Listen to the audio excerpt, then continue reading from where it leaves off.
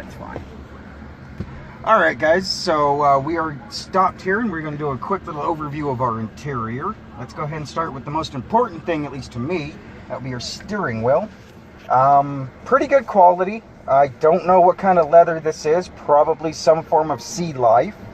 But it's well stitched and it doesn't heat up too bad. You know, it's still 90 something degrees out here. I like the Chevy badge. Nice texturing. Doesn't flop around like they used to. I'm quite fond of these little pads here. They're very easy to use, and the feedback you get from them is just really good. They have a really good feel to them. I really appreciate those. Those are nice. Let's go ahead and move on to our infotainment / center stack.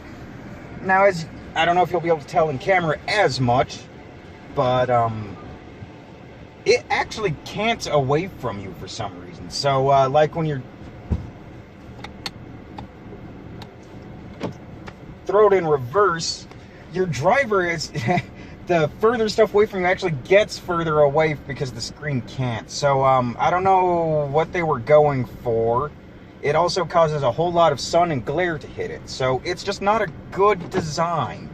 That being said, it is a very nice, filling touchscreen. Very intuitive, easy to use,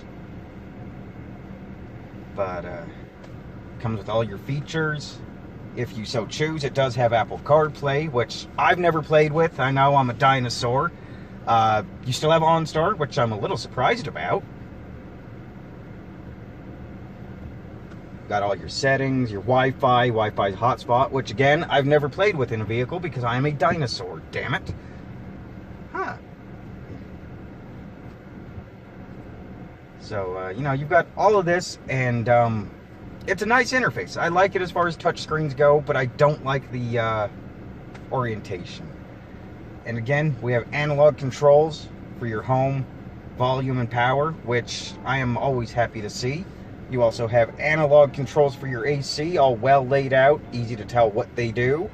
I'm a big sucker for these. I think it was Audi started that, but I just really love how you can see the information there. That looks really classy to me. I like it. And unfortunately at this point, that is all the positive I can say. Oh, one more. It has analog gauges, which in today's TFT-filled world, I am so thankful for. Yeah, it's comfortable. It's actually comfortable.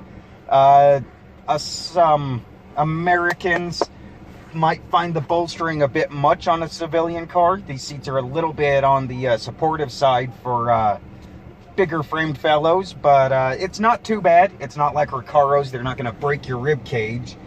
But yeah, other than those couple of little things I can give it, this is unfortunately a GM, which means just about anywhere you choose. Okay, that's nice. I'm sorry. That is nice. I like how it goes all the way too. But just about anywhere you're going to be touching, looking, or listening, it's cheap, hard. And if you actually look, they don't even use the same texture. It's like different texture every single panel. So it's mismatched. And it's not the cleanest design, you know? There's like, why is this like this? It's just too much shiny, too much cheap plastic. It's really not that nice to touch anything in here.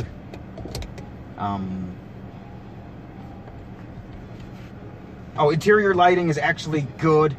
My Mazda that I drove had absolutely shit interior lighting, but this is actually pretty good. And, oh, the mirror buttons. The buttons to control, I got this. The buttons to control the mirror, these guys here, have amazing tactile feedback. I mean, these are some of the best switchgear I have ever touched in a car.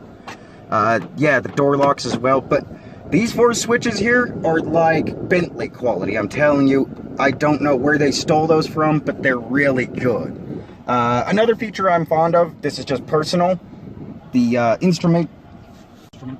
instrumentation panel lighting is adjusted by a little knob that actually pops out.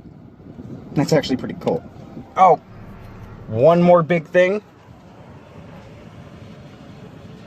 That is to adjust your rear hatch, the lift gate, so you can actually turn off the lift gate mechanism, which I love. I absolutely hate powered lift gates. That was really weird. Filming and talking is really weird at the same time. So, go ahead and give them a quick shot of the rear. Just, as you can see, your 2.5 occupants aren't going to be suffering, but it's not exactly the nicest rear. Poor layout.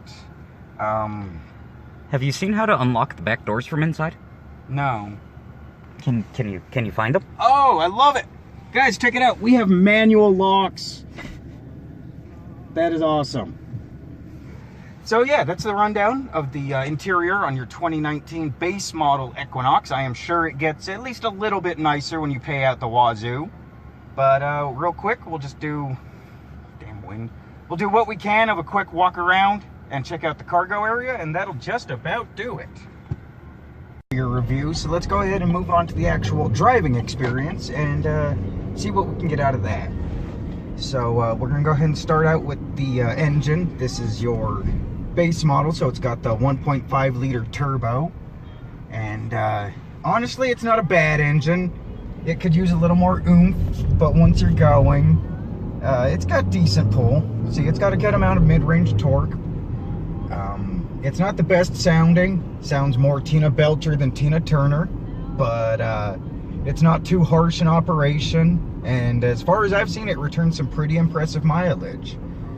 So honestly, not my favorite engine in an SUV, but in a small car, I would definitely like a look at it.